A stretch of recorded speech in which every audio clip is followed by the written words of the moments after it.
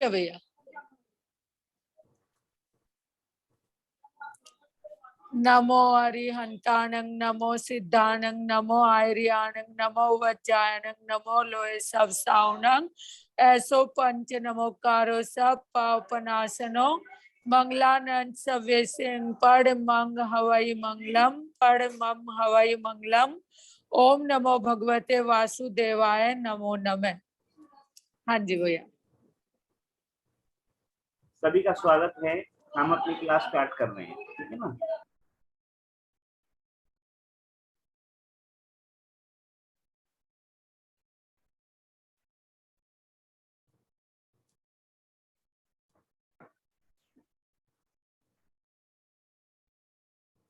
इसमें file share की है मैंने,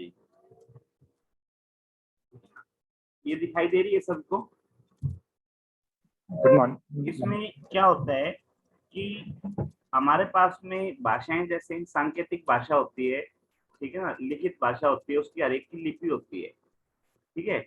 इसी प्रकार जो ये चिन्ह दिखाई दे रहे हैं, ये चिन्ह हैं। कुछ लोग चिन्ह लगाते हैं, कुछ उसमें राशियां लिखते हैं। जैसे मेष राशि है तो मेष राशि का सिंबल ये दिखाई दे रहा है यहाँ पे, है ना। वृष राशि है, वृष राशि का सिंबल दिखाई दे रहा है। ये मिथुन है, मिथुन का दिखाई दे रहा है। कर्क का दिखाई दे रहा है। इस तरह से आप इन नंबर सिंबल्स जो हैं उनका इस्तेमाल भी कर सकते हैं और उनको लिख भी सकते हैं।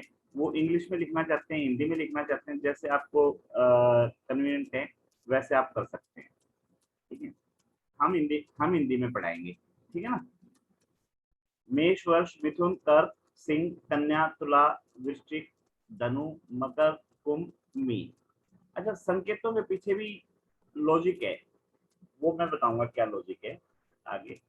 इसी तरह से जैसे हमने ऊपर देखा 12 राशियां हैं, 12 राशियों के बाद में 9 प्लेनेट है, ठीक है ना।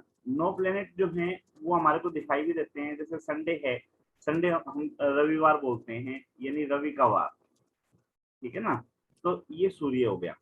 इसी तरह से मंडे है, इसको सोमवार बोलते हैं। सोम मतलब भगवान शंकर, चंद्रमा, चंद्रमा का, तो ये चंद्रमा का वार है सोमवार।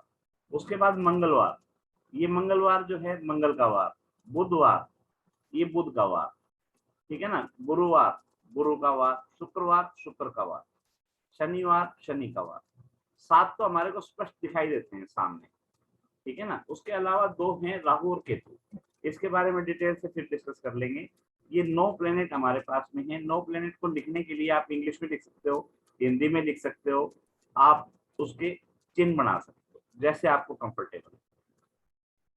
उसके बाद में ये कुंडली का स्ट्रक्चर है।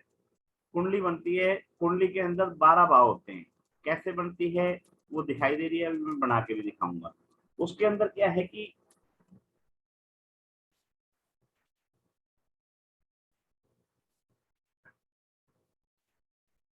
12 भाव हैं।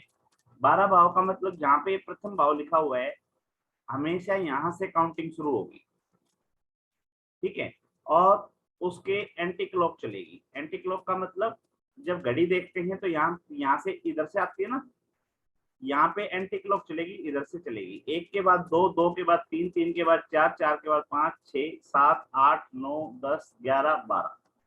इनको हाउस भी बोलते हैं, इनको भाव भी बोलते हैं, इनको घर भी बोलते हैं, ठीक है ना। जिसको जैसे कंफर्टेबल हो बोले, कोई दिक्कत नहीं है। अलग अलग इसके नाम भी डाल रखे हैं। अलग अलग नाम कैसे डाल रखे हैं? प्रथम भाव जो है इसको लगन कह के भी संबोधित करते हैं, इसको तन भाग भी कह के संबोधित करते हैं। इसी तरह से दूसरा भाव जो है इसको धन भाव भी बोलते हैं। तीसरा जो है इसको सहज भाव बोलते हैं। चतुर्थ जो है इसको सुख भाव भी बोलते हैं, मात्र भाव भी बोलते हैं, मन का भाव भी बोलते हैं। पंचम भाव है इसको संतान का भाव भी बोलते हैं। छठा भाव है इसको शत्रु भाव, रोग शत्रु और ऋण, इस तरह से बोलते हैं, रोग शत्रु और ऋण। इसी तरह से सप्तम है, सप्तम आपके पार्टनर का भाव बोलते हैं, वो बिजनेस पार्टनर भी हो सकता है, लाइफ पार्टनर भी हो सकता है। अष्टम भाव आपका आयु का है, नवम भाव आपका भाग्य का है, दसम भाव आपका कर्म का है, एकादश जो बोलते हैं 11वां भाव जो है वो आय का है, और 12वां भाव जो है वो व्यय का है। इसके अलावा इसमें जो है प्रथम भाव जो है इसके सामने इसका एंटी या इसका अपोजिट, ठीक है। इसी तरह से फोर्थ भाव है, फोर्थ के सामने इसका एंटी, या इसका अपोजिट। जैसे प्रथम भाव खुद का है, सातवां भाव हमारा प्रत्यक्ष शत्रु का है, ठीक है ना, प्रत्यक्ष शत्रु का है। उसी तरह से चतुर्थ भाव जो है वो सुख का है, अपना इसका क्या नाम है, सुख का सुख भाव बोलेंगे। 10वां भाव जो है उसके विपरीत बिल्कुल कर्म भाव है, ठीक है ना, कर्म का है। तो ये अपोजिट इस तरह से चलते हैं, उसको भी आगे डिस्कस करेंगे। इसको डिटेल से फिर यहाँ पे दिखाया है। डिटेल में आप देखो, प्रथम भाव जो है ये बता रहा है कि आपके शरीर के बारे में बताता है, आपके रंग के बारे में बताता है, आपकी आकृति के बारे में बताता है, आपके रूप के बारे में बताता है, ज्ञान के बारे में, बल के बारे में, मस्तिष्क के बारे में, आपके विवेक के बारे में, गौरव के बारे में, विनम्रता के बारे में, स्वभाव के बारे में, या यूं कहो टोटल आपके बारे में पूरी इंफॉर्मेशन यहाँ से मिलती है। आप कैसे हैं, बीमार हैं, स्वस्थ हैं, स्वभाव कैसा है, सारी चीजें आपको प्रथम भाव से दिखाई देती है।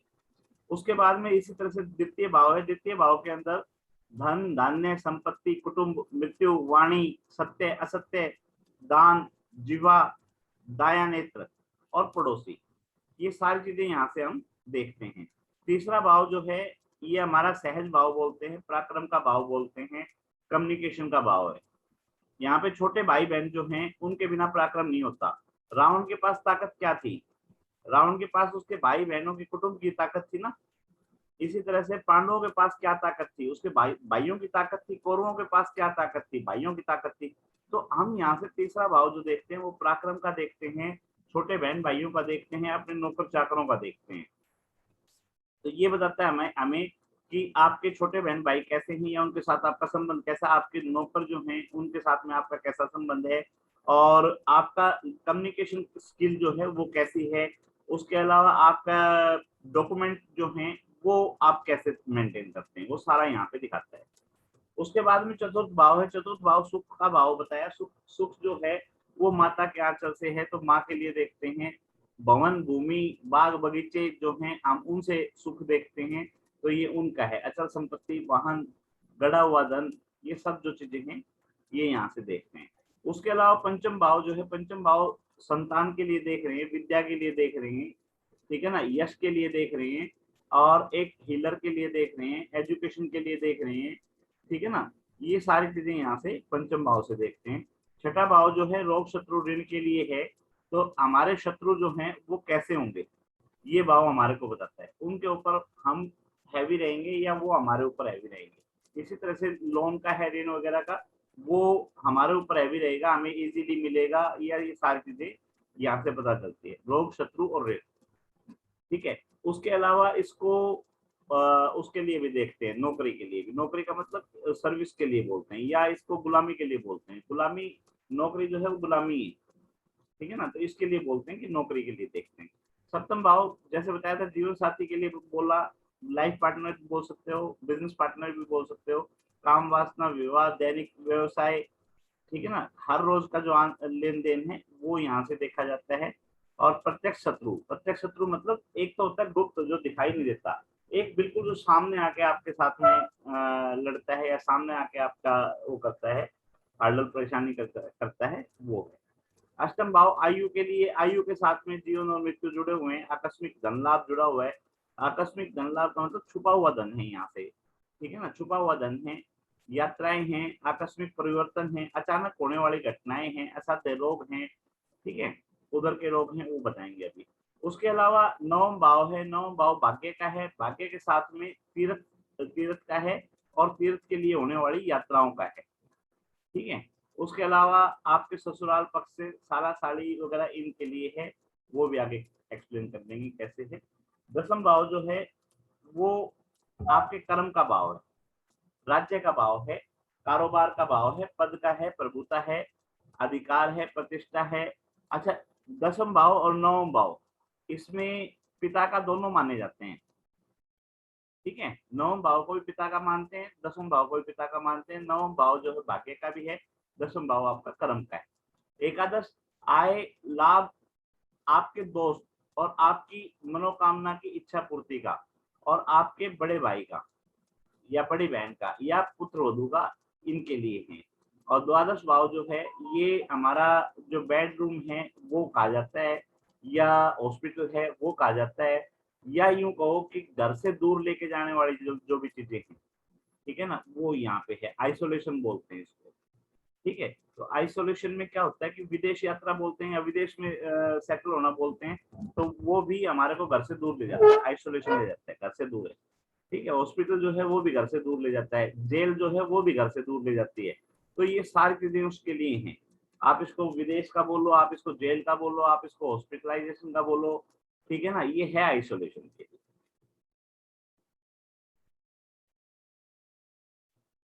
2 मिनट अगर कोई इसके बारे में पूछना चाहता है पूछ ले, फिर आगे चलते हैं। हाँ जी, जो अभी तक हमने पढ़ा है इसके बारे में किसी का कोई क्यूरी है वो पूछ ले, ये मिल जाएंगी आपको। सर मेरा एक क्वेश्चन था। हाँ जी बोलो। सर आपने कहा नवम भाव और दसम भाव दोनों पिता का होता है, तो सर माने देखेंगे तो किसी एक भाव से ही ना सर? नहीं, एक भाव से नहीं होता, बहुत चीजों से होता है। जैसे इनकम जो है, इनकम क्या एक भाव से देखते हो, अलग अलग तरह की इनकम होती है ना। या पुत्र पुत्री जो हैं वो क्या एक भाव से देखते हो, अलग अलग हैं। कई छोटे भाव के लिए कहें, छोटे बच्चे के लिए है, पहले बच्चे के लिए, दूसरे बच्चे के लिए है, अडॉप्टेड के लिए है ना।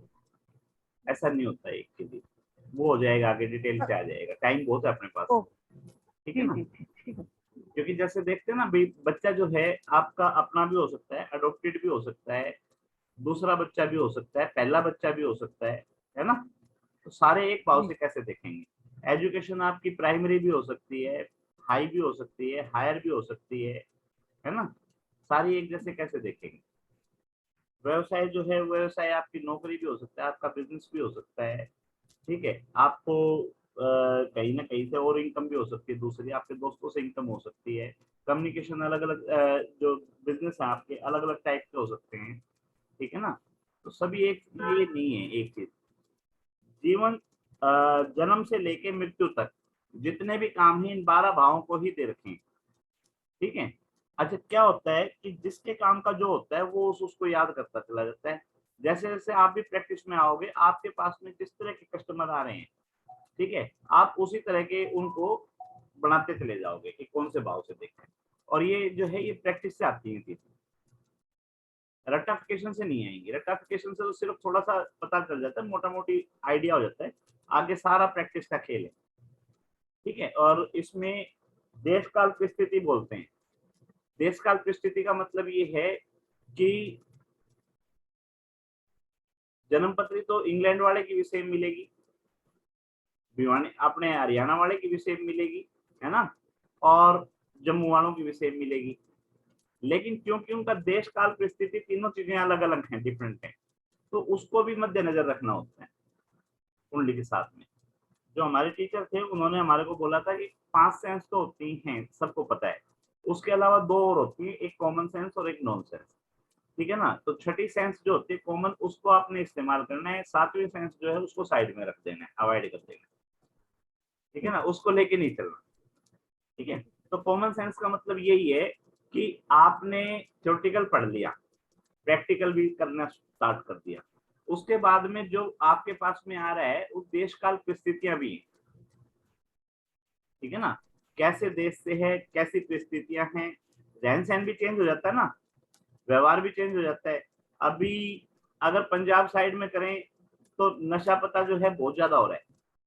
एक केस मेरे पास में आया, तो मैंने वो कहा कि भाई लड़की ड्रिंक करती होगी, बोले जी हाँ लड़की ड्रिंक वगैरह तो ले लेती है, कोई बात नहीं, ठीक है। तो मैं कहा समस्या क्या है, बोले समस्या ये नहीं है जी ड्रिंक वाली, समस्या ये है कि ये विदेश सेट हो जाएगी नहीं हो जाएगी। हर किसी का अपना अलग अलग सिस्टम है ना। हमारी तरफ अगर बच्चा कोई नशा पता करने लग जाए तो माँ बाप को सबसे बड़ी टेंशन ये हो जाती है, भाई नशे पते में घुस गया, इसको कैसे बाहर निकाल।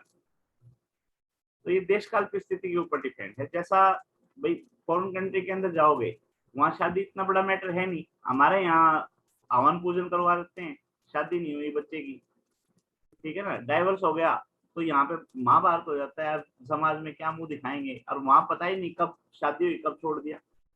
तो कल्चर का ही फर्क है ना वहाँ का।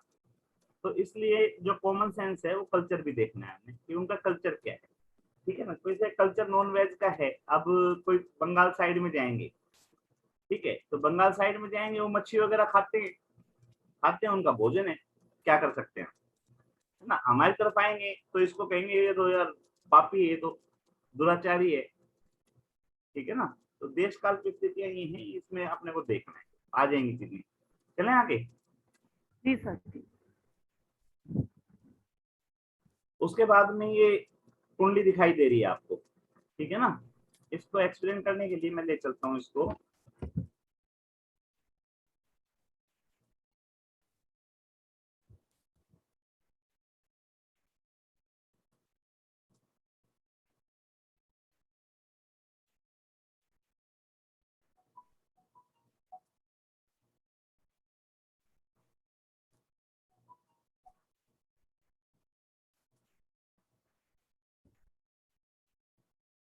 हाँ जी, स्क्रीन दिखाई दे रहा है।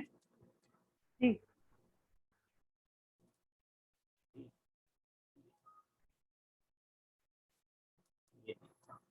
स्क्रीन चेंज करो, स्क्रीन चेंज हो गया ना। जी सर। नहीं दिखाई दे रहा हो तो बता देना, है ना। इसमें जी सर दो, दिख रहा है। हाँ इसमें दो कुंडलियां बना रखी है मैंने, हम्म। और जो कुंडलियां बना रखी है उसके ऊपर मैंने लिख भी रखा है कौन सी राशि में कौन से प्लेनेट उच्च के हैं। उच्च और नीच समझ रहे हैं। उच्च और नीच का मतलब ये है कि कौन सी राशि के अंदर, राशियां समझ में आ गई। ठीक।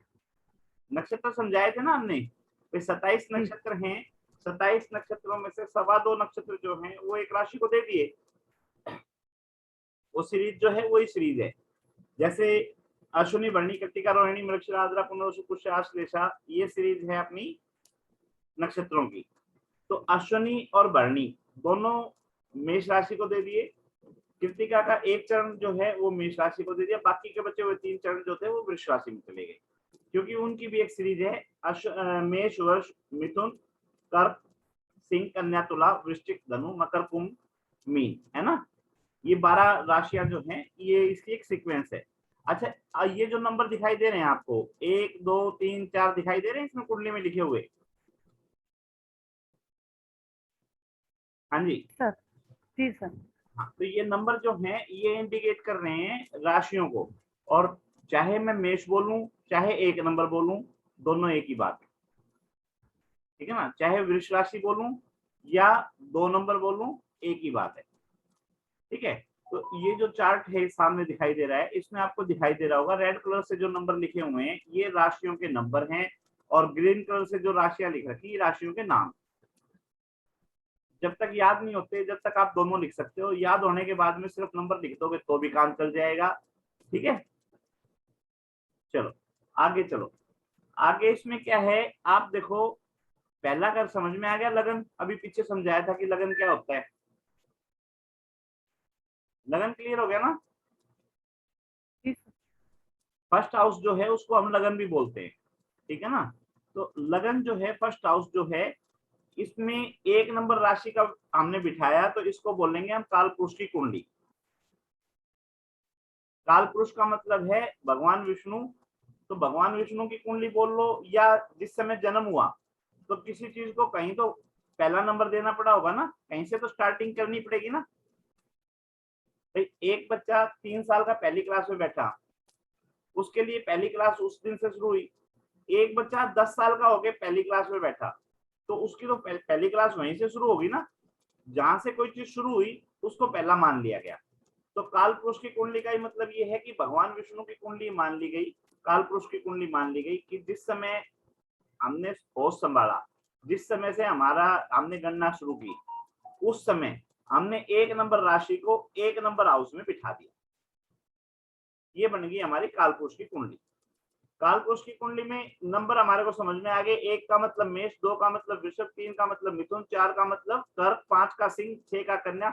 अच्छा, इसको क्या है कि बार बार रिपीट करते रहना, ठीक है। क्यों रिपीट करते रहना, जब हम बचपन में स्कूल में थे तो हमारे को स्कूल में रटाई जाती थी चीजें, टेबल और काउंटिंग जो है, जो हम काउंटिंग बोलते हैं या टेबल्स बोलते हैं, वो आज हमारे को याद हुई है, ठीक है ना। आज हमारे को हंसी भी आती होगी जब कोई लगातार बार रिपीट कर रहा होगा, लेकिन एक समय था हमने इनको बार बार बोल के इनको साधा है, साधक, साधना बोलते हैं इसको।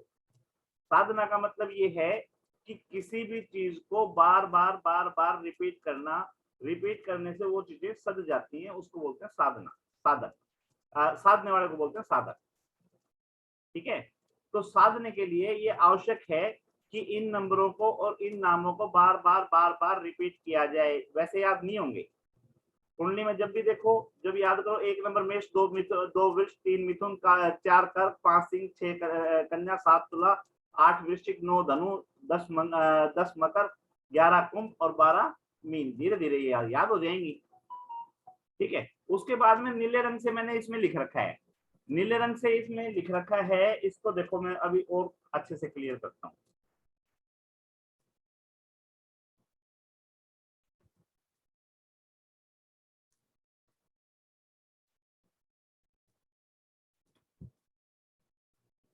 अब कोई कंफ्यूजन नहीं है ना, क्योंकि आप सिर्फ एक ही वो है आपके सामने। अब कोई कंफ्यूज करने के लिए कुछ भी नहीं है। यहाँ पे आपको दिखाई दे रहा है, इसको मैं सर्कल करता हूँ, सूर्य दिखाई देगा सर्कल के अंदर। जी सर। हाँ, तो आप ये पिक्चर अपने दिमाग में बिठा लो कि ये कुंडली है, कुंडली के अंदर पहला भाव जो है उसके अंदर सूर्य जो है उच्च का है। ये पिक्चर जो है ना, ये याद कर लो कि सूर्य जो है उच्च का है। इसी तरह से सूर्य के बिल्कुल अपोजिट,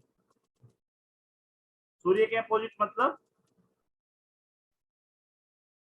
ये आ गया, ये पिता पुत्र हैं, इनकी दोनों की आपस में नहीं बनती। ठीक है ना, तो सूर्य के अपोजिट शनि जो है वो उच्च का है। अब सूर्य जब इसके घर में जाएगा तो परेशान हो जाएगा, जिसके साथ आपकी नहीं बनती, जो आपका दोस्त नहीं है, जिससे आपके विचार नहीं मिलते, उसके यहाँ जाके आपका क्या होगा, आप परेशान हो जाओगे। ठीक है ना, तो यहाँ पे बोल दिया कि सूर्य जो है 1 नंबर में उच्च का है और शनि जो है वो 7 नंबर में उच्च का है, उसके अपोजिट उच्च का है।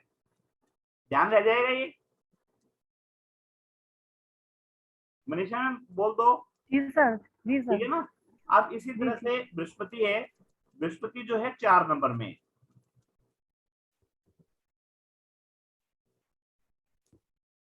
बृहस्पति जो है 4 नंबर में यहाँ उच्च का है और इसके अपोजिट जो है मंगल है। ठीक है ना, या इसको यूं समझो, 4 नंबर हमने बोला था शुभ भाव और 10 नंबर बोला था कर्म भाव। ठीक है, 4 नंबर जो है वो हमारी बहन जी का, साध्वी जी का आश्रम है। ठीक है, और 10 नंबर जो है मनीषा जी की शॉप है। जी सर। क्लियर है। अब गुरु जो है शॉप में बैठ के खुश होंगे या आश्रम में बैठ के खुश होंगे? हम दोनों आमने सामने हो गए। ठीक है ना, जी। भाई जो हाँ साधक जी। है, साधना है, गुरु हैं, वो आश्रम में खुश हैं। और हाँ सेम जी। इसी तरह से मंगल जो है सेनापति है, उसको काम करना है, वो अपने फील्ड में खुश है। अब वो आश्रम में बिल्कुल। आएगा तो परेशान हो जाएगा। कल राष्ट्रपति जी की आपके यहाँ आए थे, तो उनके हाँ साथ जी। मंत्री संतरी जो आए होंगे वो हाँ वहां जी। हाँ इंजॉय नहीं जी। कर रहे होंगे। उनका ये होगा कि हाँ जी, राष्ट्रपति जी जो है कब यहाँ से निकलें और कब हम चलें। कब हम जाए। गलत तो नहीं? तो नहीं, बिल्कुल ठीक है। ये प्रैक्टिकल है, ये हमारे पूर्वजों ने जो देखा तो वो उन्होंने डाला कि सुख भाव के अंदर गुरु जो है वो उच्च का है। ठीक है, कर्म क्षेत्र के अंदर शनि मंगल जो है वो उच्च का है। मंगल उच्च का। हाँ, सूर्य जो है राजा की गद्दी पे बैठा है, वहां उच्च का है। राजा की गद्दी के अपोजिट, या यूं कहो, शनि। या यूं कहो कि ये ईस्ट डायरेक्शन है, ईस्ट डायरेक्शन में सूर्य उदय होता है तो वहां खुश है, उच्च का है। उसके अपोजिट पश्चिम में जब उसका छुपने का टाइम आता है तो वहां पे वो खुश नहीं। ठीक है, शनि अंधकार का राजा है। ठीक है ना, उसको उजाला पसंद नहीं है। ठीक है, तो शनि जो है 7वीं राशि में उच्च का है और सूर्य 1 नंबर में उच्च का है। सेम इसी तरह से गुरु जो है वो 4 में उच्च के हैं और मंगल जो है वो कर्म क्षेत्र में उच्च के हैं। 4 याद हो गए अपने को? जी। ठीक है, उसके बाद में 6 और 12 को याद कर लो।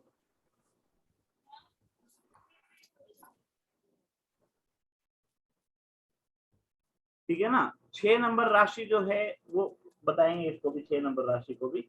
6 नंबर में बुध उच्च के हैं, 12 नंबर में शुक्र उच्च के हैं। अब कैसे उच्च के हैं? नौकरी के स्थान पे बुद्धि की आवश्यकता है,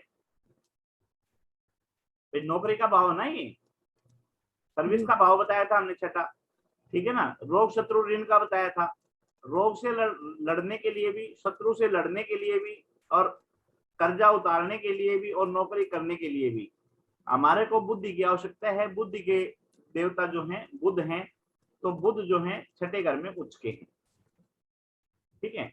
सेम इसी तरह से 12 नंबर जो है आइसोलेशन है। आइसोलेशन मतलब एकांत। अब एकांत में बंदे को सुख साधन सारी चीजें मिल जाएं तो वो मजे से एंजॉय कर लेगा।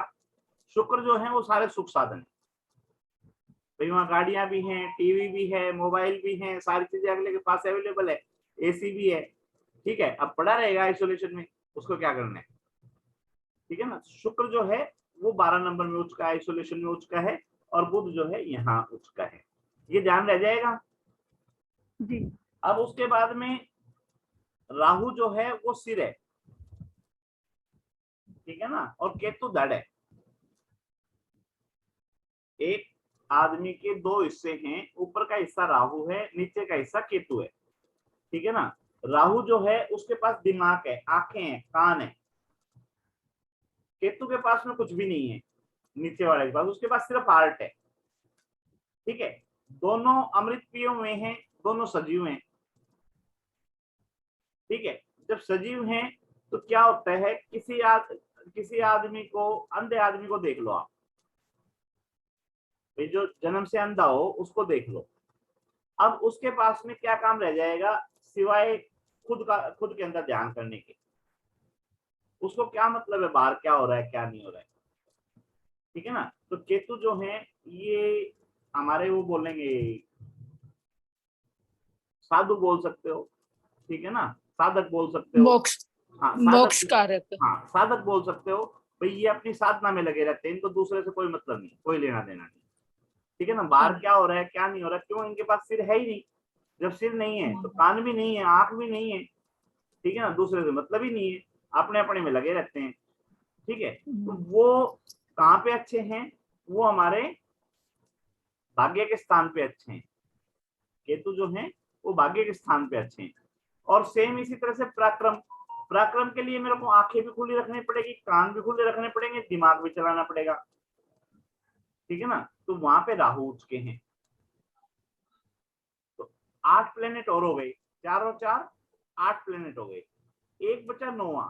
9वां जो है ये आपको याद रखना पड़ेगा कि ये वृषभ राशि के अंदर उच्च है, 2 नंबर राशि जो है ना इसमें उच्च है।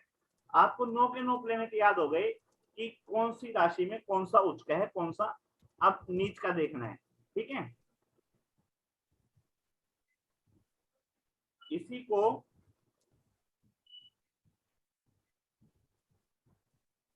इसको लेने दो।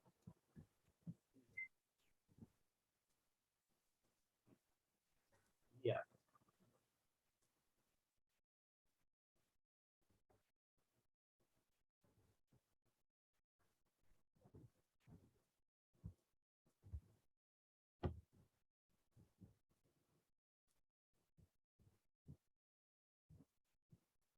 अब ये जो थी ना इसी को हमने अपोजिट कर दिया, बिल्कुल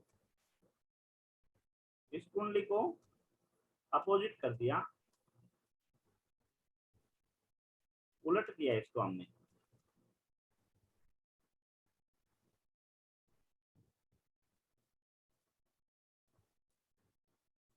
दिखाई दे रही है ना। जी जी। अब देखो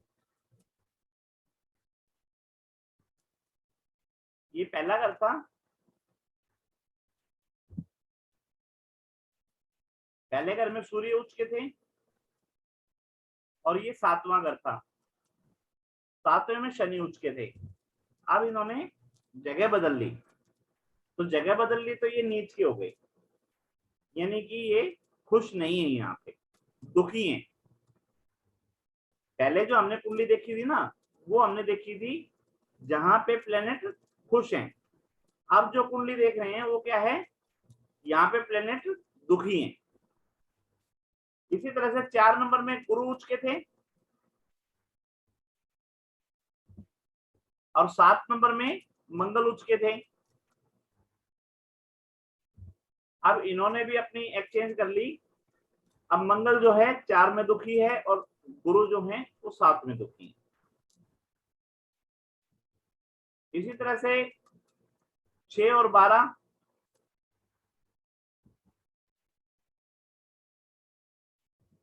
ये 6 और ये 12।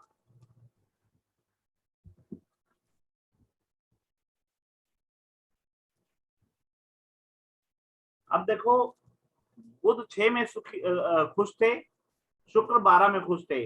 अब उल्टे हो गए, तो क्या हो गया कि बुध जो है वो 12 में दुखी हो गए और शुक्र जो है 6 में दुखी हो गए। 8 प्लेनेट हो गए ना, राहु केतु और रह गए ना, ये 3 नंबर और ये 9 नंबर।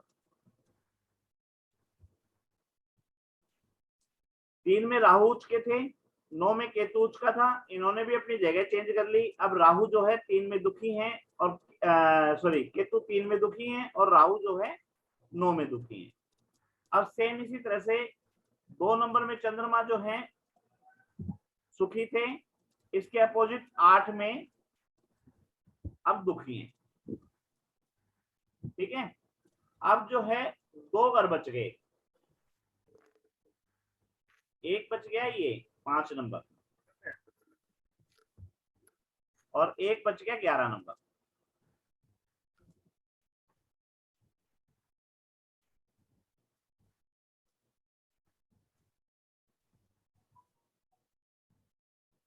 पांच और 11, 5 नंबर जो है वो क्यों छोटा, कैसे छोटा वो बता दूंगा। ये 2 घर ऐसे हैं जो ना सुखी हैं ना दुखी हैं, ना इनको किसी से सुख से लेना ना इनको किसी के दुख से लेना, जैसे हैं अपने में मस्त है। या यूं कहो, ये ऑलवेज गुडी हैं, अच्छे हैं। ऊंच नीच याद हो गई? ठीक। हाँ जी, किसी को दिक्कत है इसमें बताओ, ऊंच नीच में?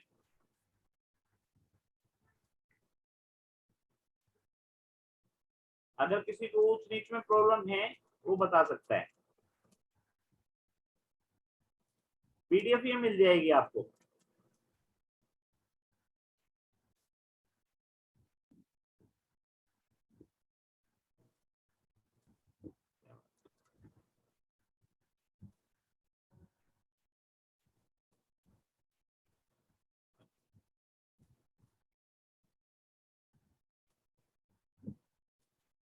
चलो ठीक है जी। उसके बाद जो हमने कल पढ़ाया था उसको थोड़ा सा उसी के ऊपर है। ये चक्कर आपको दिखाई दे रहा है, चक्कर दिखाई दे रहा है ना? जी। कोई भी चक्कर है 360 डिग्री का है। 360 डिग्री में जब हमने 27 राशियों में 27 नक्षत्र में बांटा था तो 13 डिग्री 20 कला का निकल के आया था। और जब हमने उनको 12 राशियों में जो ये रेड कलर का सर्कल है ये दिखाई दे रहा है, हर एक सर्कल जो है 360 डिग्री का होता है, चाहे छोटा हो चाहे बड़ा हो। तो यहाँ पे घंटों में मिनटों में अंतर ना निकाल के हमने अंशों में निकाला, क्योंकि कल जैसे बताया था ना भाई, किसी का छोटा चक्कर राउंड हो सकता है, किसी का बड़ा राउंड हो सकता है। तो किसी का 2 किलोमीटर का राउंड होगा, किसी का 20 किलोमीटर का राउंड होगा, किसी का 200 किलोमीटर का राउंड होगा, किसी का 2000 किलोमीटर का राउंड होगा, लेकिन सब 360 डिग्री में है। तो इसको पढ़ने के लिए हमने यहाँ पे डिग्रियां ली हैं, ना कि समय। तो यहाँ पे घंटे मिनट नहीं लिया हमने, यहाँ पे क्या लिया, डिग्रियां ले ली। तो डिग्रियों में क्या है कि सर्कल कोई भी हो, छोटा बड़ा कैसा भी हो, ठीक है ना, 360 डिग्री का है। उसमें जब हमने 27 नक्षत्र में बांटा तो 13 डिग्री 20 कला का निकल गया। जब हमने 27 चरणों को 4-4 हिस्सों में बांट दिया तो हमारे पास में 108 चरण आ गए थे।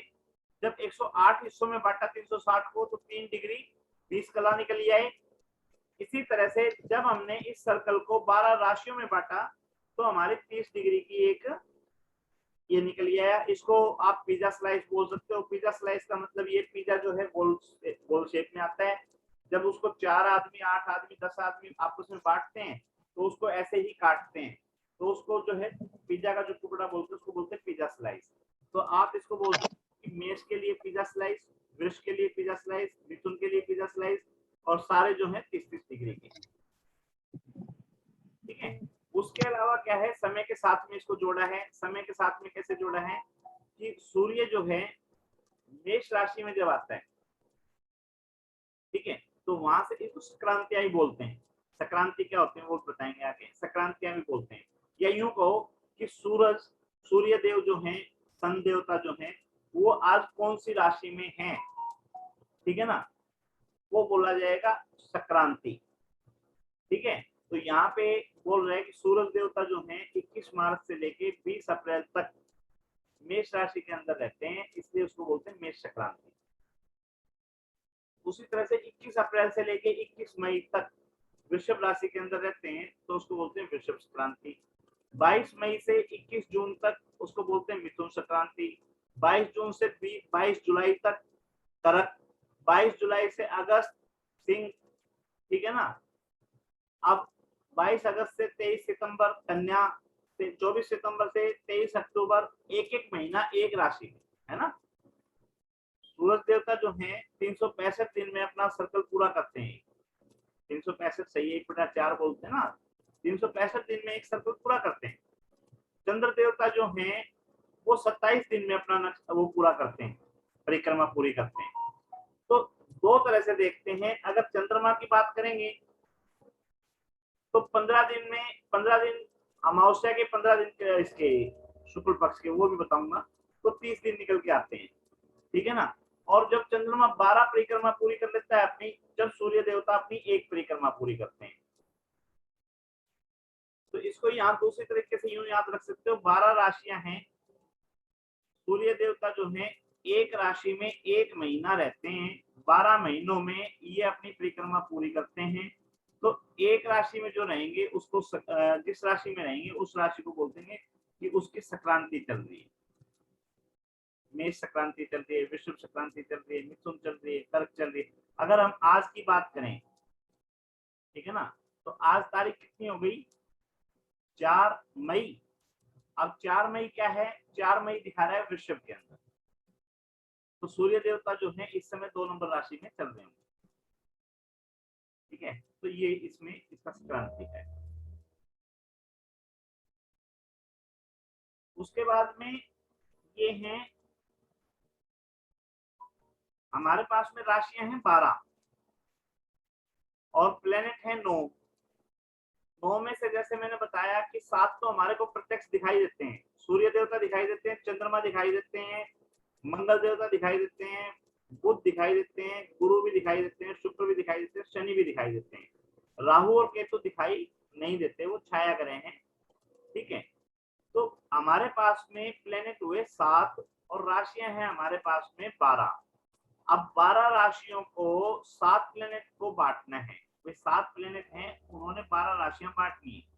तो यहाँ पे क्या किया कि 2 कैप्टन बन गए, एक 5 नंबर कैप्टन बन गया, एक 6 नंबर कैप्टन बन गया। दिखाई दे रहा है ना ऊपर, सबसे ऊपर लिखा हुआ 5 नंबर जो है वो दे दिया सूर्य को, 4 नंबर जो है वो दे दिया चंद्रमा को। आप इसको दूसरे तरीके से यूं भी बोल सकते हो कि 5 नंबर राशि जो है वो है लियो, तो लियो साइन जो है वो मिल गया सन को। और 4 नंबर जो है वो है कैंसर, कर्क, और कर्क राशि जो है वो मिल गई चंद्रमा को। अब दोनों ने अपनी अपनी टीम बांटनी शुरू कर दी। 4 के बाद में एक नंबर ले लिया 5 नंबर, ठीक है। नहीं, 4 और 5 तो निकल चुके, सॉरी, 4 और 5 तो निकल चुके हैं। 5 से शुरू कर देते हैं। 5 नंबर के बाद में राशि आई 6 नंबर। यहाँ देखो 6 नंबर जो है वो मिल गई बुध को। फिर आ गई 7 नंबर, 7 नंबर मिल गई शुक्र को। फिर आ गई 8 नंबर, 8 नंबर जो मिल गई मंगल को। फिर आ गई 9 नंबर, 9 नंबर मिल गई गुरु को। फिर आ गई 10, 10 नंबर मिल गई शनि को, ठीक है ना। फिर आ गई 11 या 10 तक, 10 तक कर दो, यहाँ पे हो गया। 10 के बाद में फिर 4 से उल्टा चल पड़ो। 4 के बाद में 3 नंबर जो है वो मिल गई हमारे बुध देवता को। 3 के बाद 2 नंबर जो है वो मिल गई शुक्र को। 1 नंबर जो है वो मिल गई मंगल को, और जो बची हुई 10 नंबर थी वो मिल गई शनि को। ये कैसे, ये भी समझाऊंगा मैं। या इसको यूं याद रख सकते हो कि 1 और 8 जो है, 1 और 8 नंबर राशि मंगल को, 2 और 7 नंबर शुक्र को, 3 और 6 नंबर बुध को, 9 और 12 नंबर गुरु को, और 10 और 11 शनि को। आप जैसे चाहो याद कर सकते हो। एक तरीका और है याद करने का, वो मैं आपको दिखा देता हूँ जो समझ में आए।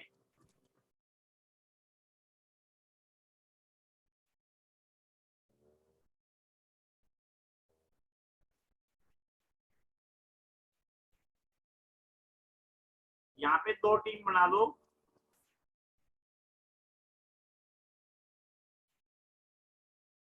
दो टीम बना के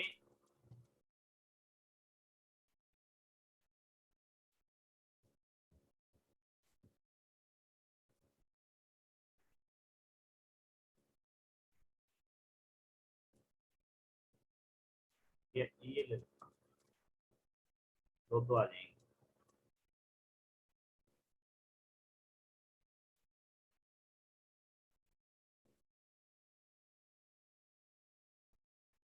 ठीक है ना।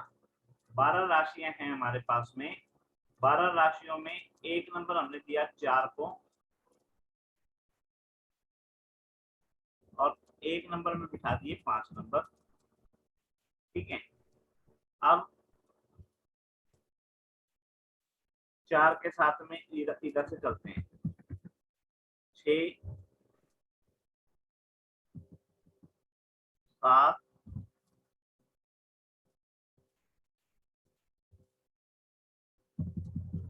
8,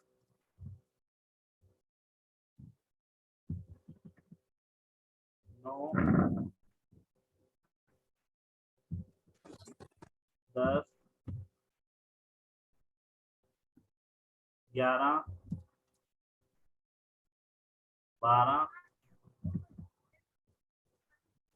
1,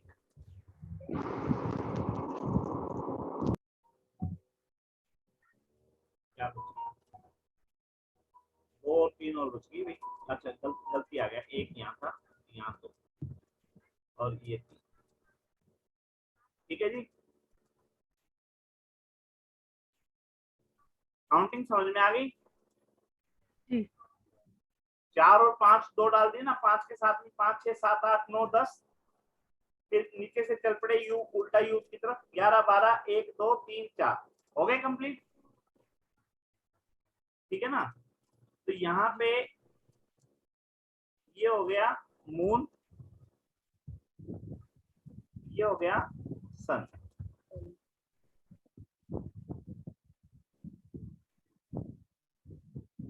अब ये दोनों राशि जो हैं ये दे दी मरकरी को, बुध को। ठीक है ना। और ये दोनों दे दी वीनस को, यानी शुक्र को। और ये दे दी मार्स को, यानी मंगल को। और ये दे दी गुरु को, जुपिटर।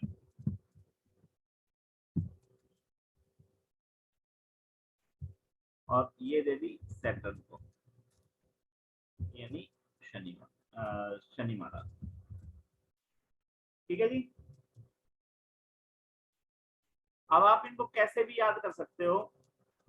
यूं याद रख सकते हो कि चंद्रमा को एक राशि मिली 4 नंबर, सूर्य को मिली एक राशि 5 नंबर, बुध को मिली 2 राशियां 3 और 6 नंबर, शुक्र को मिली 2 और 7 नंबर, मंगल को मिली 1 और 8 नंबर, गुरु को मिली 9 और 12 नंबर, और शनि को मिली 10 और 11 नंबर। कैसे भी याद कर लो। ठीक है।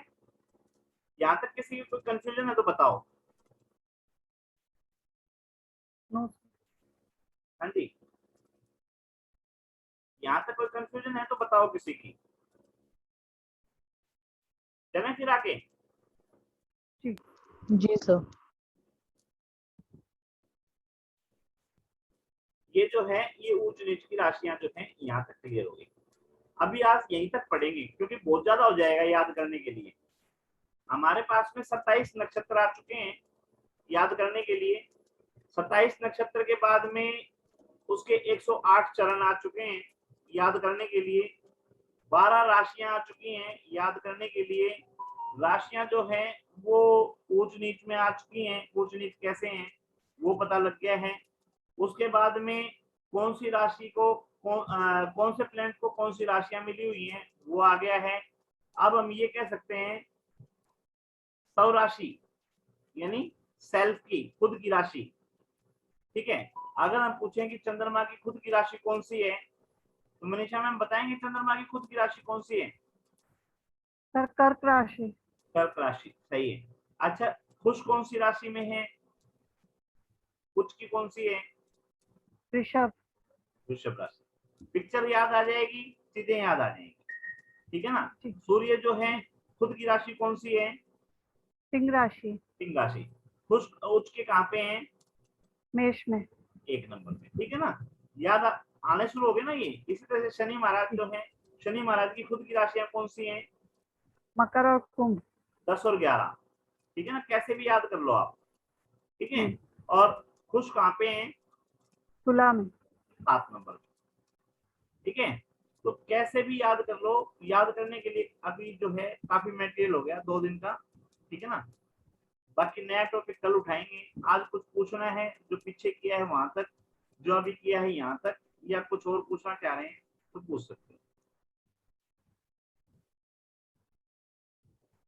ठीक है ना। ये सारी पीडीएफ आपको मिल जाएंगी। आप ये टेंशन लेना मत कि लिखना पड़ेगा या जो भी है, वो टेंशन आपकी नहीं है। सुनना पड़ेगा। याद रखने की बात ये है जो मैंने कहा वो ये है। ज्यादा बहन जी बताएंगी, हमारी बहन जी। थोड़ा साधना के बारे में बता दो, साधना क्या होती है? मन को साधना ही साधना है भैया। मन को जिसने रमा लिया, मन को कंट्रोल कर लिया जिसने, क्योंकि देखो मन तो भागता है और मन को दुष्ट घोड़े की उपमा दी गई है कि वो कंट्रोल में, जैसे घोड़ा है दुष्ट हो गया, उच्छृंखल हो गया, तो उसको कंट्रोल में करना मुश्किल होता है। इसी तरह हमारा मन है। आप देखो कोई भी पूजा पाठ में बैठेंगे तो वैसे कहीं ध्यान जाए ना जाए, पूजा पाठ में बैठने के बाद इंसान सारी दुनिया का चक्कर काट आता है, वो घूमता रहता है। तो उसकी साधना करना, उसको साधना, मन को उसको कंट्रोल में करना ही सबसे बड़ी साधना है। हमारी जो इंद्रियां होती हैं तो उसमें सबसे बड़ा मन का रोल होता है। सब कंट्रोल हो जाएंगे, मन को कंट्रोल करना मुश्किल है। और जिसने मन को कंट्रोल में कर लिया और इंद्रियां अपने आप कंट्रोल में होती हुई चली जाती है। मन तो कंट्रोल, मन इच्छा पूर्ण, मन कंट्रोल करने का हाँ तरीका क्या है? मन कंट्रोल करने का तरीका भी है कि एक दिन में तो कुछ नहीं होता। थोड़ा थोड़ा मेडिटेशन करें, योगा करें और खान पान पर कंट्रोल करें कि सात्विक चीजें खाएं। ज्यादा मिर्च मसाले वाली या तली हुई चीजें है, फास्ट फूड है, इन चीजों पर ज्यादा जोर ना दें। सिंपल भोजन करेंगे तो उससे भी थोड़ा बहुत फर्क पड़ता है खान पान से। और आत्म साधना, मेडिटेशन, योगा, ये करने से धीरे धीरे मन कंट्रोल होता हुआ चला जाता है। और कुछ मन को समझाना भी होता है कि ये गलत रास्ता है, हमारे लिए ये सही नहीं है, हमें इस रास्ते पर नहीं जाना। मन जाएगा तो भी उसको रोको, थोड़ा रोकेंगे तो वो धीरे धीरे धीरे धीरे कंट्रोल में होता हुआ चला जाएगा। अपने पूजा यहाँ पाठ भी करेंगे। अपने यहाँ भिवानी चतुर्मास लगा था, मैंने बताया था ना हाँ आपको। जी, हाँ जी, बताया था हाँ, आपने। और उसमें महाराज जी थे, उनका नाम मेरे को याद नहीं है। मैं मिलने गया, बैठा उनके पास में। हाँ तो हाँ जी, हाँ जी। बच्चे भी थे, नटखट भी थे, बदमाश भी थे, सारी बातें थी। हाँ हाँ हाँ हम जी, महाराज जी से वैसे ही बातों बातों में वैसे ही छेड़ रहे थे। तो महाराज जी हाँ पूछ रहे, बेटा ऐसा है, तुम है ना त्याग करना सीखो, हाँ। त्याग करना सीखो। तो मैं कहा जी क्या हम्म, त्यागें, हमारे पास कुछ है ही नहीं, हाँ। त्यागने वो कुछ है ही नहीं, क्या त्यागें। और थे भी बच्चे थे, स्टूडेंट हम्म। थे उस टाइम में। हाँ जी, तो हाँ जी, हाँ महाराज जी जी। बोले बोले त्यागने का मतलब ये नहीं होता तेरे को राजपाट त्यागने है, हाँ। ठीक है ना। छोटी छोटी चीजें हैं उनको त्यागना शुरू कर दे। मैं कहा कैसे? बिल्कुल। बोले कपड़े कितने जोड़ी पहनता है घर दिन में? हम्म, दिन में कपड़े कितने जोड़ी पहनता है? मैं कहा महाराज जी एक जोड़ी पहने जाते हैं। तो बोला आज प्रण कर ले कि तू दूसरे जोड़ी कपड़े नहीं पहनेगा। हाँ, ये भी एक त्याग है बहुत इस बड़ा। पूरे दिन में दूसरे जोड़ी कपड़े नहीं पहनेगा, ये प्रण कर ले। हाँ मैं कहा जी। जी ये तो कोई बात नहीं, कभी शादी शुदी में जाना पड़ जाए, किसी फंक्शन में जाना पड़ जाए। तो बोला दो का कर ले, 2 का रख लो। 2 जोड़ी कपड़े पहनूंगा, इससे ज्यादा नहीं पहनूंगा। मैं कहा जी हम्म, खराब भी हो जाए कोई। तो बोला 3 का कर ले, हाँ। 3 का कर ले, ठीक है। हाँ। मैं कहा जी बाई चांस मान लो कपड़े पसंद नहीं आए, कुछ और हो जाए। तो यही चीज तो कहना चाह रहा हूँ कि रुकना तो पड़ेगा ना, हाँ कहीं तो जी, रुकेगा ना, रुकना तो पड़े, लिमिट तो कर रखनी पड़ेगी। लिमिट तो करनी पड़ेगी ना। अच्छा साधना का बिल्कुल। मतलब भी जो है, साधना का मतलब ये है कि मैं एक कहानी कई बार सुनाता हूँ जो मेरे गुरुदेव ने मेरे को सुनाई थी। हम्म। उन्होंने ये सुनाया था कि एक राजा थे और उनके हम्म। इच्छा हो गई कि साधना करनी है मेरे को, हम्म। ठीक है। तो साधना करनी है, हाँ तो जी। राजा के लिए आज मोदी जी अगर ये कहें कि मेरे को साधना सिखाने के लिए कोई साधक लेके आओ, हम्म। तो कोई कमी थोड़ी ना है, बिल्कुल नहीं। ठीक है। तो राजा ने जैसे ही आदेश किया, सैकड़ों टीचर जो हैं लाइन में हाजिर हो गए। उनमें से हम्म। कुछ को सिलेक्ट कर लिया, कुछ को दान दक्षिणा देके विदा कर दिया, ठीक हम्म। है। अब वो सिलेक्टेड थे, वो उसको साधना सिखा नहीं पाए, हम्म। ठीक है ना। तो राजा ने कहा अच्छे साधक नहीं है, इनको विदा करो। हम्म। कर दिया विदा। अब राजा के मन में ये था कि भाई साधना तो ही नहीं, अब तेरे को हम्म। करवाने वाला कोई मिला नहीं। हम्म। तो बोला क्या करें। वो किसी ने कह दिया, बोले एक महाराज जी हैं जंगल में बैठे हैं, उनको बुला लो, शायद वो हम्म। सिखा दें। भाई उनका नाम अच्छा है साधना में, हाँ जी, पहुंचे हुए है। बोले बुला लाओ। हम्म। तो चले गए बुलाने के लिए कि महाराज जी ने बुलाया है। वो बोला भाई महाराज ने बुलाया, महाराज तुम्हारे लिए होगा, मेरे लिए नहीं। हाँ, सही कहा। मतलब ये मैं संसार छोड़ चुका हूँ, संसार से विरक्त हूँ, ठीक है ना। हम्म। मुझे कोई फर्क नहीं पड़ता तेरे राजा से, तेरे राजा के जो 56 बहुएं हैं या जो भी हैं, मेरी कोई लालसा है नहीं। तेरे राजा को कोई लालसा है, तेरा राजा उठ के आ जाएगा, ठीक है ना। बोल दियो जाके मैं नहीं आता। तो राजा के पास खबर पहुंच गई, राजा उठ के आ गए। फिर राजा के तो मन में लालसा थी ना कि मेरे को सीखना है। हाँ जी, हाँ जी। आ गए, वो जैसा भी आदर सत्कार जो भी चीजें लेके आए वो चीजें रख दी, महाराज जी से आशीर्वाद लिया। महाराज जी मेरे को शरण में ले लो, मेरे को साधना सीखनी है। महाराज जी बोले भाग जाए यहाँ से, तेरे से नहीं होगी साधना, ठीक है ना, हम्म। भाग जा, तेरे से साधना होगी। अब उसकी ईगो हम्म। हर्ट कर गई। ईगो हर्ट ये कर गई कि हम्म। अभी तक तो उसने सैकड़ों मतलब गुरुओं को नकारा था कि भाग जा, हाँ, अब गुरु ने तो नहीं इनको होगी। अब नकार तो दिया। गुरु ने उसको नकार दिया कि तेरे से नहीं होगी, तू भाग जाए यहाँ से। हाँ जी। तो वो कहने लगा भाई क्यों नहीं होगी, तो साधना करने के उद्देश्य से आया ही नहीं, हम्म। तो ये फौज क्यों लेके आया साथ में, नौकर चाकर तेरे सारे रथ घोड़े किस लिए लेके आए यहाँ पे, यहाँ साधना करने के लिए आए, चढ़ाई करने के लिए आए, तेरे को युद्ध जीतना है क्या, कोई लड़ाई जीतनी है तेरे को कोई, हाँ जी। ठीक है। तो यहाँ आना है तो इनको छोड़ के आना पड़ेगा, अकेले आना पड़ेगा हाँ। और अपना काम खुद हम्म। करना पड़ेगा। हाँ जी। तो कोई बात नहीं जी, अगले दिन आ गया सारी चीजें छोड़ के, बोला जी मैं आ गया। बोला भाई भाग जा, तेरे से नहीं होगी, तेरे को बोल दिया ना। बोला जी अब क्या समस्या रहेगी, अब तो सब कुछ छोड़ हम्म। आया, नौकर चाकर सब कुछ छोड़ आया, अपना काम खुद करूंगा, आपके पास रहूंगा, अब सिखा दो, अब क्या हाँ। समस्या है। अब हम्म। मेरे पास 9 महीने लगेंगे साधना के, हम्म। ठीक है, वो समय तेरे पास है नहीं, ठीक है, और ना तू सीख सकेगा ना मैं सिखा सकूंगा, तू चला जा। चले। बोला भाई साधना तो सीखनी है, ठीक है ना। उसने हम्म। आदेश दे दिए, मंत्री था या संतरी था या बेटा था जिसको भी थी, अब तू 1 साल तू संभालेगा भाई राजपाट, मैं तो यहाँ महाराज जी के पास हूँ 9 महीने, फिर मैं तो यहाँ महाराज जी के पास हूँ, अब तू संभाल पूरी दुनियादारी। तो बोला महाराज जी मैं छोड़ आया सारी चीज, और आप मेरे को बोला अब भी तेरे से नहीं होगी, तू भाग जाए यहाँ से। बोला अब क्या रहेगी, राजपाट छोड़ दिया, नौकर चाकर छोड़ दिए, 9 महीने के लिए आपके पास आ गया, अब क्या समस्या रहेगी। बोला समस्या ये है, तू मेरे से बार बार सवाल पूछेगा, मैं तेरे किसी बात का जवाब नहीं दूंगा, मेरे मन में आएगी जब तेरे को सिखाऊंगा वो तेरे से होगा नहीं। तो उसने भी सोच लिया कि महाराज जो हैं वो तेरे को किसी भी तरह हटाना चाह रहे हैं यहाँ से, और तूने हटना नहीं। उसने भी जिद पकड़ ली, ठीक है ना। जिद पकड़ ली। तो बोला जी मैं आपसे कुछ भी नहीं पूछूंगा, आपके पास रहूंगा, जब आपका मन करे जब सिखा देना, तब सिखा देना। राजपाट में छोड़ आया। बोले ठीक है। 3 महीने निकल गए अपना काम करते करते, और 3 महीने में राजा के मन में फिर से जो विचार थे वो जागृत होने लगे। वो आके कहने लगा, बोला महाराज 3 महीने निकल गए, कुछ तो बता दो। बोला मैंने तुझसे कही तो थी, तुम 9 महीने इंतजार नहीं कर सकता, तू भाग जाए यहाँ से। तेरे को 9 महीने के लिए बोला था, तू 3 महीने में ही परेशान हो लिया, तू चला जाए यहाँ से। बोला जी नहीं, मैं अब आपसे आगे 6 महीने कोई सवाल नहीं करूंगा और चुपचाप यहाँ रहूंगा। बोला नहीं, तू ऐसे मानेगा नहीं, तो एक काम कर, मेरे को डंडा ला के दे, ठीक है, मेरी तरफ देखेगा तो तेरा डंडा भी लगेगा, सवाल पूछना तो बात ही अलग है, तू मेरी तरफ देखना ही मत, तू अपने काम में लगा रहना, ठीक है ना। मेरे मन में आएगा मैं कुछ बता दूंगा, नहीं मन में आया नहीं बताऊंगा, नहीं बताऊंगा। हाँ तेरे को रहना है रह जा, डंडा मेरे को ला के दे दे, तूने मेरी तरफ देखा और मैंने तेरा डंडा मारा, मेरी इच्छा होगी मैं तेरे को बुला लूंगा, तेरे को समझा दूंगा। लगी ठीक है, उसने डंडा ला के दे दिया। अब काम जो था राजा के बढ़ा दिए, पहले खुद का था, फिर आश्रम का भी दे दिया, खुद का भी दे दिया, ये भी कर वो भी कर।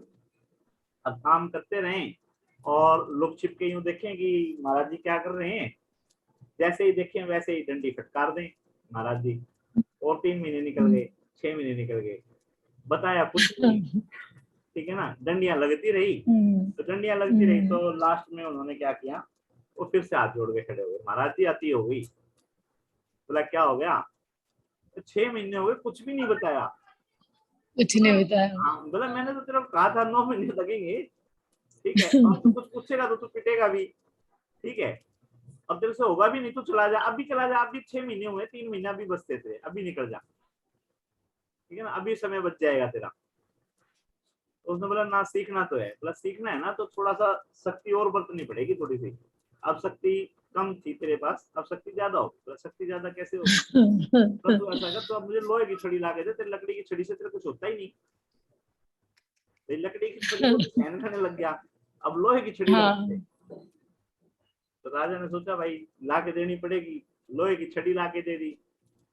और 3 महीने निकल गए, ऐसे ही करते करते 9 महीने पूरे हो गए। वो हाथ जोड़ के फिर से खड़ा हो गया, बोला महाराज 9 महीने पूरे हो गए, जैसा आपने कहा था मैंने कर लिया, आपकी छड़ियां भी खा लिया, आपके सारे काम भी कर दिए, अब तो कुछ साधना सिखा दो। तो उनका जवाब था महाराज का, साधना पूरी हो गई, जा अपने घर, ठीक है ना, तो साधना पूरी हो चुकी है, अपने घर जा। तो राजा को बहुत झटका लगा कि भाई 9 महीने मेरे से खूब तो काम करवाया, सारे आश्रम का सेवा करवाई है, सिखाया कुछ नहीं। खूब छड़ियां हमारी, बताया कुछ नहीं, तो ये तो भाई बड़ी समस्या हो गई, ठीक है ना। तो वो कहने लगा महाराज कृपा करके ये और बता दो सिखा क्या दिया, 9 महीने हो गए क्या सिखा दिया ये और बता दो। तो तृप्ति मैम हमारे पुराने साथी हैं हमारे, तृप्ति मैम स्पीकर ऑन करो, तृप्ति मैम। सर हाँ ये गाने सुना रखी है ना पहले मैंने। नहीं सर, मैंने पहली बार ही सुनी है। अच्छा तो अब यूं बताओ, अब हम जितने भी बंदे हैं यहाँ पे 8 बंदे हैं मेरे समेत, ठीक है ना, सिर्फ बहन जी को नहीं बोलना, ठीक है ना, क्षमा बहन जी को नहीं बोलना, बाकी मैं बता ही दूंगा। बाकी जो 6 हैं वो ये बताओ महाराज ने 9 महीने में क्या सिखाया उसको, राजा को, पेशेंस। और वो साधना कैसे पूरी होगी उसकी 9 महीने में, जबकि कुछ बताया ही नहीं। तो जिंदगी में पेशेंस रखना सिखा दिया। ठीक है, एक हो गया, तो पेशेंस तो उसके घर भी रह के सिखा सकता था, यहाँ क्यों बुलाया, यहाँ क्यों छड़ी मारी उसको, और जो टीचर थे वे भी सिखा सकते थे पेशेंस रखना। और कुछ सारा गीला लग सर, सर उसका सर अहंकार था वो भी खत्म कर दिया सर, मतलब वो पहले सबको भगा देता था और फिर बाद में उसका अहंकार भी कम हो गया। जो महाराज थे उन्होंने पूछा, गुरुदेव ने यूं बोले, महाराज एक बात बताओ, आप जब आप यहाँ आए थे उस दिन से आज तक आपके अंदर कुछ चेंज हुआ है? तो राजा ने एक्सेप्ट किया, हाँ हुआ है। क्या हुआ है? बोला ये मुझे भी नहीं पता। राजा ने कहा चेंज तो हुआ है, नो डाउट। जब मैं यहाँ आया था उस समय कुछ और था, आज कुछ और हूँ, लेकिन क्या चेंज हुआ है मुझे नहीं पता, ये आप बताओ। तो गुरुदेव ने बताया कि जैसे आप रात को सोते हो और सर्दी लगती है, तो क्या आप उठ के चादर ओढ़ते हो क्या? नींद खोल के उठ के फिर चादर ओढ़ते हो क्या? या आपके शरीर के कौन से हिस्से को सर्दी लग रही है उसी हिस्से को ढक लेते हो, जिस जहां से सांस लेना है वहां से हटा देते हो, वो चेतन अवस्था में करते हो क्या? वो अचेतन अवस्था में होती है ना सारी चीजें। भाई आप सोए हुए हो लेकिन आपके अंदर कोई चीज है जो जग रही है, ठीक है ना, वो आपकी जरूरतों को पूरी कर रही है। उसको पता है कि अभी आपको सर्दी लग रही है, अभी आपको गर्मी लग रही है, अभी आपको भूख लग रही है, अब कौन सी चीज कहाँ रखी है, ठीक है। हाथ से काम लेना है, पैर से काम लेना, कभी हम पैर से कंबल ओढ़ लेते हैं, कभी हाथ से ओढ़ते हैं, कभी उतार देते हैं, ठीक है ना। तो ये क्या है? ये सब ये साधना है, ठीक है ना। तो साधना जो है वो आपकी कंटिन्यू लगे रहने से होगी। एक चीज में, किसी चीज में आप लगे रहोगे, वहां से कंटिन्यू बढ़ोगे, वहां से साधना होगी आपकी। तो मैं ये कह रहा हूँ आपको बार बार, जैसे मैंने कहा कि आपको बार बार बोलने हैं अश्विनी भरणी कृतिका रोहिणी मृगशिरा आद्रा पुनर्वसु पुष्य आश्लेषा मृगा पूर्वा फाल्गुनी उत्तरा फाल्गुनी। ये मेरे को भी एक दिन में याद नहीं हुए, ठीक है ना। या राशियां हैं, 12 राशियां कंटिन्यू हैं, ये एक दिन में याद नहीं हुई। या कारक तत्व तो हैं, इनके एक दिन में याद नहीं हुए। या जिनको इनके चरण हैं, चरणों के अकॉर्डिंग चूचे चोला ये याद हैं, अक्षर हैं, वो एक दिन में याद नहीं होंगे, ठीक है ना। वो सारे आपकी साधना से होंगे। साधना आपका मतलब ये है, जब भी आपको मौका मिलेगा किसी का चार्ट पढ़ने का, तो आपको वो चार्ट अपने साथ साथ में बोलना है कि 1 नंबर ये, 2 नंबर ये, 3 नंबर ये, 4 नंबर ये, 5 नंबर ये, 6 नंबर ये, सूर्य का ये स्वभाव, चंद्रमा का ये स्वभाव, मंगल का ये स्वभाव, बुध का ये स्वभाव। एक समय ऐसा आएगा आपको 17 नंबर बोला जाएगा, तो आपको पता है उससे पहले वाला 16 है, उससे आगे वाला 18 है, ठीक है ना। आप 27 बोलोगे तो आपको पता लगेगा कि उससे पहले वाला 26 है, उससे आगे वाला 28 है, ठीक है ना। और 27 का मतलब 3 से भाग दोगे तो 9 पे जाएगा, 9 से भाग दोगे जो 3 पे आएगा, ठीक है ना। ये आपकी जो बचपन की साधना थी वो आज काम आ रही है। तो सेम इसी तरह से जो एस्ट्रोलॉजी में हमने 1 साल का समय लिया है, 1 साल का समय हमने यही लिया है, आपके साथ साथ में मेरी भी साधना चलेगी। मेरे को भी सारी चीजें कंठस्थ नहीं है, आपको पढ़ाते पढ़ाते ही मैं सीखूंगा। सफर सबका सेम चल रहा है, कौन आगे जाएगा कौन पीछे जाएगा ये सब परमात्मा का आशीर्वाद है, ठीक है ना। प्रयास आपको भी करने, प्रयास मेरे को भी करने हैं। थ्योरेटिकल नॉलेज जो है वो पूरी दूंगा, एक भी चीज अपने पास से नहीं दूंगा, क्योंकि मेरे पास कुछ है ही नहीं। सारा पूर्वजों ने जो लिख रखा है वही है, जो मेरे गुरुओं ने सिखाया है वो है, जो मैंने यूट्यूब से लिया, जिसके ऊपर मैंने जज किया कि उसने भी ये बोला था, इसने भी ये बोला था, इसने भी ये बोला था, तो 4 जनों ने बोला था, तो इसका मतलब ये चीज ऑथेंटिक है, ठीक है ना। प्रैक्टिकल एक्सपीरियंस मैंने अपने जीवन में किया नहीं है, जो मैं आपको ये कह दूं कि भाई हाँ मैंने प्रैक्टिकल अनुभव लिए, नहीं लिए मैंने प्रैक्टिकल अनुभव। प्रैक्टिकल अनुभव आप लो अपने साथ में, ठीक है ना। तो धीरे धीरे जैसे जैसे सफर बढ़ेगा आगे सारी चीजें आएंगी। चलो क्लास को विराम देंगे। कोई किसी ने कुछ पूछना हो बताओ, ठीक है ना। कल उसी समय मिलेंगे 11:56 पे, ठीक है। और 12 बजे हमारी क्लास शुरू हो जाएगी। सही, जो टॉपिक शुरू होगा वो टॉपिक कंप्लीट होगा, चाहे वो 1 बजे, चाहे वो 1:30 बजे, चाहे वो 2 बजे, ठीक है ना। टॉपिक बीच में छोड़ेंगे। और किसी ने कुछ पूछना है वो बता। और जो गुरुदेव ने मेरे को बोला था वही मैं बोल रहा हूँ भाई, साधना आपको करनी है, ठीक है ना। कोई भी चीज पाने के लिए कुछ न कुछ छोड़ना पड़ता है। किसी मोटिवेशनल स्पीकर गुरु को सुन रहा था मैं, जितनी बड़ी जिम्मेवारी आप लेते हो उस जिम्मेवारी के एवज में आपको कोई दूसरी जिम्मेवारी छोड़नी भी पड़ती है, ठीक है ना। मोदी जी अगर आज देश के प्रधानमंत्री हैं तो उन्होंने अपना घर बार भी छोड़ रखा है, वो अपनी माँ से भी कभी कभार मिलने जाते हैं। योगी जी जो हैं आज वो अगर सीएम हैं तो उनके फादर एक्सपायर हुए, वो उस समय भी नहीं जा पाए, ठीक है ना। तो जब जिम्मेवारियां बड़ी आती हैं तो वो उसके साथ में कुछ आपसे आप लेती भी हैं, ठीक है ना। तो आपको कितनी बड़ी जिम्मेवारी लेनी है, कितना उसके लिए आपको बलिदान करना है, कितना त्याग करना है, कितना साधना करनी है, वो आपके ऊपर डिपेंड, ठीक है ना। मेरा काम आपको थ्योरेटिकल नॉलेज देना है, थ्योरेटिकल नॉलेज में दूंगा, प्रैक्टिकल में आपके साथ रहूंगा, ठीक है। अनुभव आपके साथ ही मैं लूंगा, जो अनुभव आप लोगे उन्हीं को आगे मैं जाके कहूंगा कि हाँ 10 बंदों ने मेरे साथ में ये अनुभव लिया है, ठीक है ना। ये चीज बिल्कुल ओके है, ठीक है ना। जैसे अभी आप पूछ रहे थे 9वां घर और 11वां 9वां घर और 10वां घर, ठीक है ना, पिता के लिए बोल रहे थे। तो वो चीजें धीरे धीरे अनुभव में आई। कुछ एस्ट्रोलॉजर जो हैं वो 12वें भाव को गुरु को देते हैं, कुछ शुक्र को देते हैं, ठीक है। तो गुरु को क्यों देते हैं, शुक्र को क्यों देते हैं, वो है क्योंकि कोई भी चीज एक उसके लिए नहीं है, ठीक है ना। एक क्लर्क है, उसको जीवन में कोई तार नहीं जोड़ने पड़ेंगे, ऐसा नहीं हो सकता भाई। घर में कोई चीज खराब हो गई, मशीन खराब हो गई, कंप्यूटर खराब हो गया, उसको खोल के उसको असेंबल नहीं करना पड़ेगा, ये श्योरिटी नहीं है। लेकिन इसका मतलब वो इंजीनियर थोड़ी ना बन गया, ठीक है। और एक इंजीनियर को कैलकुलेशन नहीं करनी पड़ेगी, ये गारंटी नहीं है, तो इससे वो क्लर्क थोड़ी ना बन गया। तो सेम 9 प्लेनेट जो हैं वो कई बार एक दूसरे का काम करते हैं, एक दूसरे का स्वभाव करते हैं। नौकरियां जो हैं, नौकरियां अलग अलग तरह की हैं, कोई राजा की नौकरी है, कोई मार्केटिंग के लिए है, कोई चाकरी के लिए है, तो अलग अलग प्लेनेट काम करते हैं। कौन सा प्लेनेट किसके लिए उत्तरदायित्व रखता है वो देखना पड़ेगा। इनको कारक तत्व बोलते हैं। कारक तत्व जो है ज्योतिष के अंदर विशेष महत्व रखते हैं।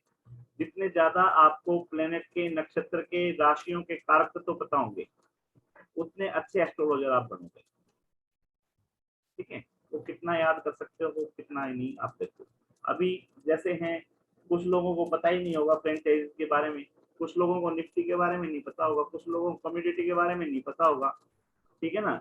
तो कहने का मतलब जिस आदमी का जो फील्ड है वो उससे रिलेटेड ही तो डाटा इकट्ठा करेगा ना भाई। आप जैसे अपने हैं मनीषा मैडम हैं, मेरे को दिखाई दे रहा है शायद ये लेडीज आइटम रखती हैं, है ना। जी सर।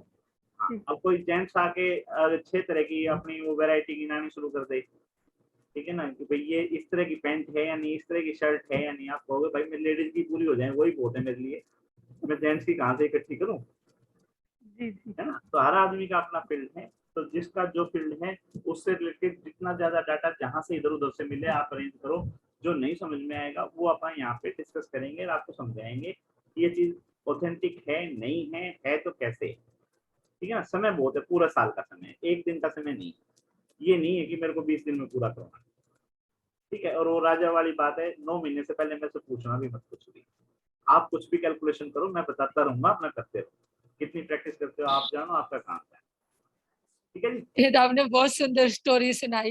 ये मेरे गुरुदेव ने सुनाया था जी, मैं हाँ नहीं जी। कहीं आगे, मैं बताया ना मेरे पास अपना कुछ भी नहीं है, सब पीछे से कुछ गुरुओं का है, कुछ किताबों का है, हाँ कुछ इंटरनेट का, अपना कुछ भी नहीं है मेरा, ठीक है ना। बिल्कुल सब पर फिट बैठती है कि अपनी साधना करते रहो, पढ़ते रहो, सीखते रहो। यही साधना है जी, साधना यही है कि हाँ। जैसे भीम था, भीम को अंधेरे में खाना जो था वो दिखाई दे जाता था, क्या है कहाँ रखा है, ठीक है, वहां से उठा के ले आता था। तो सेम जो हमारे गुरुदेव हैं वो साधना कर करके या साधक कर करके पंच तत्वों में ऐसे वो हैं कि जहाँ बैठते हैं वहां पे ये बता देते हैं कि यहाँ पे पानी है, यहाँ पे हवा है, यहाँ पे क्या चीज है। जो सूक्ष्म शरीर है वो भी तो किसी न किसी रूप में है ना, तो हाँ उनको जी। महसूस कर लेते हैं, ठीक है ना। तो महसूस करने का है, जैसे वो हमारी एक मूवी थी, इसकी मूवियाँ तो हमने बहुत देखी ना, काजोल की मूवी थी एक, वो अंधी थी लेकिन फिर भी आमिर खान की सारी एक्टिविटी को देख लेती थी, समझ जाती थी, ठीक है ना। इवन की उसको मरा हुआ घोषित कर दिया, उसके बाद भी वो आई तो उसने बोला रेहान, ये तो रेहान है, ठीक है ना। तो वो क्या था, वो साधना थी भाई। बंदा किसी के साथ में अटैच है या टेलीपैथी बोलते हैं, ठीक है ना। अंतर साधना। हाँ हाँ, ये सारी साधना है, और साधना जो है ये हाँ प्रैक्टिस जी। है पॉसिबल। अब थ्योरेटिकल ध्यान जैसे से, रेकी है, वो रेकी है, रेकी साधना ही है और कुछ भी नहीं है उसमें। थ्योरेटिकल से नहीं आएगा, ठीक है ना, हाँ थ्योरी से नहीं हाँ आएगा। जी। ठीक है ना, पढ़ना पड़ेगा, हाँ जी, हाँ प्रैक्टिस करनी पड़ेगी, हाँ किसी भी चीज को, जिस चीज को रमाओगे प्रैक्टिस, वो याद हो जाएगी। बिल्कुल। छोटे छोटे बच्चे हैं, काफी पूरी की पूरी बुक रटे हुए हैं, ठीक है ना, कितनी हजारों लाखों फिल्में रटी हुई हैं उनके दिमाग में, वो सारा दिन लगे रहते हैं उसी चीज में, तो वो साथ में उनका, हमने भी जो टेबल सही, है, काउंटिंग है, वो बचपन में जब रट्टाफिकेशन करते रहे, लगातार बोलते रहे, तो आज कोई भी चीज बोलते हैं तो हम उसको सारे अलग अलग पहलू से बता देते हैं। किसी ने 44 बोल दिया, 44 बोल दिया तो हम बता देंगे कि डबल 4 मिलके बना हुआ है, 22 और 22 भी 44 बनेगा, 11 चौके भी 44 बनेगा, 4 से भाग दोगे तो 11 से आ जाएगा, 11 से भाग दोगे 4 से आ जाएगा। अब ये सारी 4 चीजें से, याद थोड़ी ना की है, हाँ जी, ठीक है ना, जिसने याद नहीं की वो उसके सामने 44 लिख दो, कहेगा ये क्या है, अब उसको समझाते रहो कि ये क्या है, ये टेबल है, काउंटिंग है, कहाँ यूज की, क्यों यूज की, और जिसने पढ़ रखा है वो इसको जोड़ता रहेगा, 4 और 4 8 हो गए, 8 से आपका शनि बन गया, ठीक है, 4 जो है राहु है, 4 के साथ में एक और राहु जुड़ गया, 2 राहु इकट्ठे आ गए, दोहरा, उनकी साधना है, ठीक है हाँ ना, जी, वो 10 तरीकों से बता देगा 10 उसमें। तरीकों से साधना। अच्छा, फिर वो उनके प्रैक्टिकल अनुभव है कि 25 नंबर हाँ डेट ऑफ जी, बर्थ उसकी थी, 2 और 5 ये था, 2 से चंद्रमा था, 5 से बुध था, दोनों को मिला के 7 केतु बना था, ठीक है, तो इसका ये स्वभाव मिलेगा, इस तरह की चीजें मिलेंगी, वो उसकी प्रैक्टिकल अनुभव है, उसके उसने जो अभ्यास किया है वो चीजें। अभी मैं खुद हैरान हूँ, अभी तो टाइम बच गया 1 ही मिनट का, ओकल्ट साइंस जो है ना इतनी जबरदस्त है, इतनी पत्तियां हैं, तुलसीदास जी की रामायण उठा लो आप, रामायण के अंदर वो बना रखी है चौपाई के लिए, आप उंगली रखो, भगवान का नाम रख के आपके प्रश्न का जवाब दे देती है, ठीक है ना। मतलब, हाँ, आरकेपी के नाम से चला हुआ है, आप समय नोट करो कि किस टाइम आपने क्वेश्चन किया है, आप उसके हिसाब से बता दो कि उस हाउस का उसका सवाल मिलेगा। किसी ने मान लो 12 बजे से 1 बजे का मतलब 5 मिनट के अंदर कोई सवाल किया, आप उसको बोल दो खुद के लिए परेशान है तुम, ठीक है ना, 1 से 2 यानी 5 मिनट से लेकर 10 मिनट के बीच में आ गया, आप बोल दो कि धन से रिलेटेड या फिर तेरे पड़ोसियों से रिलेटेड कोई समस्या है, निकल के आती है चीजें, ठीक है, ये हमने थोड़ी ना बनाई, ये बनाने वाला परमात्मा है, हम तो सिर्फ डिकोड कर रहे हैं। डिकोड करने का मतलब ये है किसी बंदे ने अनुभव किया, उसने अपने अनुभव लिखे, हमने भी उसको अनुभव किया, हमने उसको ऑथेंटिक मोहर लगा दी कि हाँ हो रहा है ये काम, तो ठीक है। हाँ जी, हाँ, ये नंबर हैं 1 से लेके 9 नंबर जो है 9 प्लेनेट को दे दिए, ठीक है, न्यूमरोलॉजी चल रही है, तो 1 नंबर सूर्य का है, 2 नंबर चंद्रमा का है, 3 नंबर गुरु का है, गुरु का, राहु का है, 5 नंबर बुध का है, ठीक है ना, 6 नंबर शुक्र का है, शुक्र तो का, मोहर लगाई। 7 केतु का, हाँ, इन चीजों को हम देख रहे हैं। अभी लो शुक्रीर है, उसको देख के हैरान रह गया मैं कि कोई नंबर